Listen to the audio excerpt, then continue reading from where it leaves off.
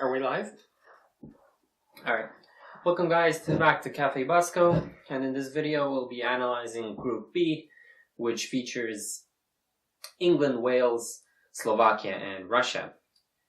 Now I'm gonna have to start with England. Everybody, Roy Hodgson has arrived. The Owl has arrived. He has flown in. He has landed at the Euros, and he has brought with him an adventurous squad, a young and hungry squad who play a 4-3-3 formation. I can't really say Hodgson favors any formation, but I think he does really well to adapting to making a formation which suits his players. I think that is the key for England. I think that you've got some great assets. The key will be to utilizing those assets. The first asset being the base of your team, the 4 or 5 players that you've got from Spurs. They've got chemistry. You can utilize that to your advantage and supplement them with players strategically placed in good positions. Everybody's crying out for 2 strikers, for Vardy and for Kane, who are the Premier League leading strikers this season. That, I think, Hodgson will employ, and I think that's absolutely necessary. Beyond him, I think he has to get the best out of Rooney. A lot of people say don't play Rooney, and maybe so, but I think Hodgson's a loyal guy, and he will play Rooney. The question is, where do you play him to get the most out of him? And also players like Dele Alli, Eric Dyer, you got to play them in positions that will let them thrive.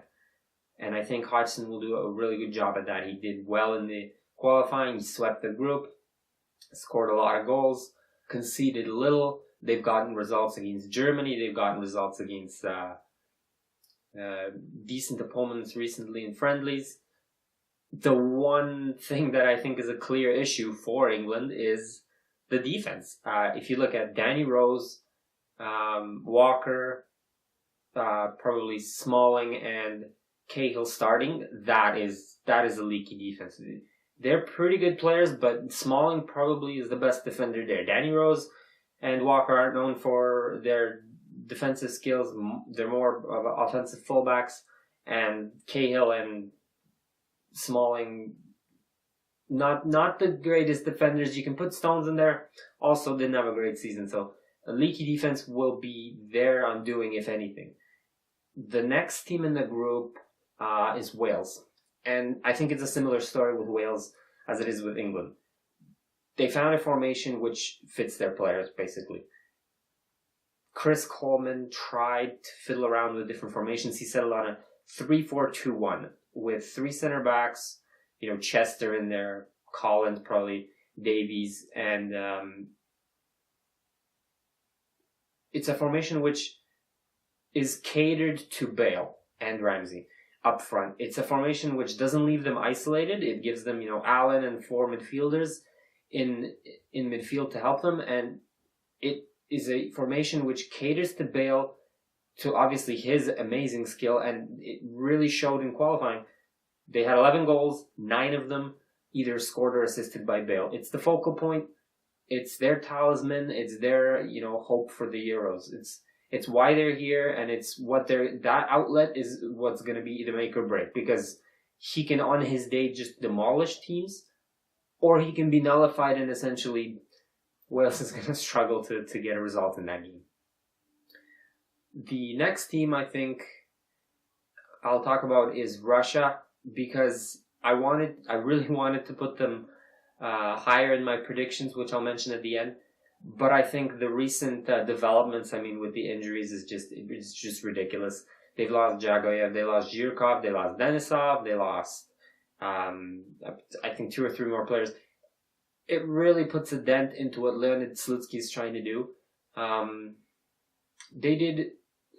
It's kind of futile to talk about qualifying, because it was a story of 2 halves, really, with Capello's system completely not working, and then Leonid Slutsky comes in, doesn't really have much time, so employs basically the same system he has in CSK Moscow.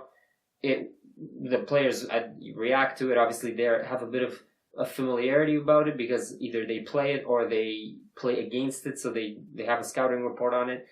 they clearly like the system more than Capello's, and Russia does quite well with it. And I think the main assets to Russia are that forward line with a little bit of pace with Alex Shatov, Kokorin is a good striker, Zayuba is a good striker, Smolov could play, so you got a pretty good attacking options.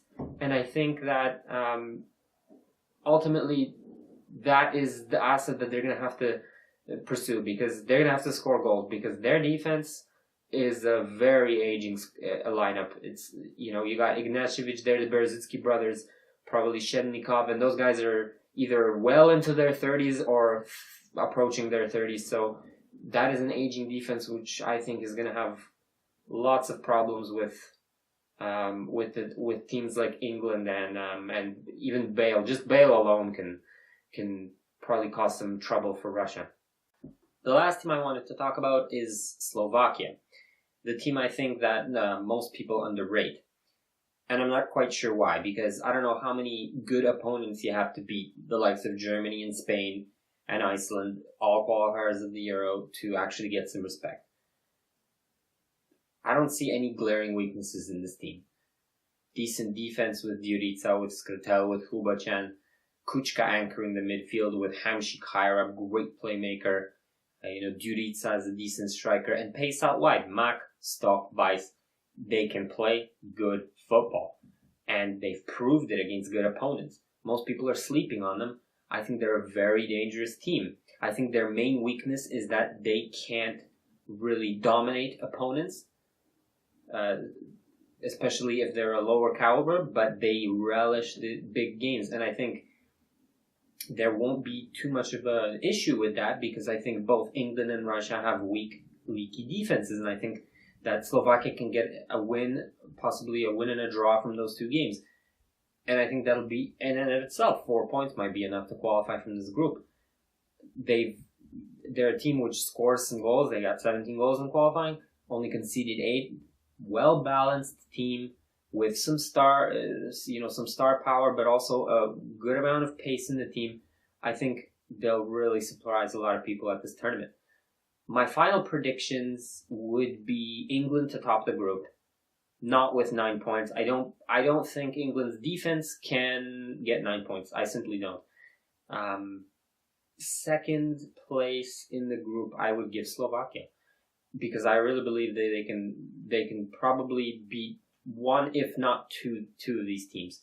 The third team, probably Wales, just because I think Bale he'll fire one in 3 games at least. He'll fire and he'll drag his team to third place and probably qualify from that third slot. And I think Russia will be bottom of the group, simply because that aging defense and all these injuries to such key players, I think they've got the least chance. I'm not saying I'm predicting them last because I think they've got the least chance, but they could absolutely end up second. I think England's pretty much got securing first place here, bar any surprises. Other than that, my predictions stand.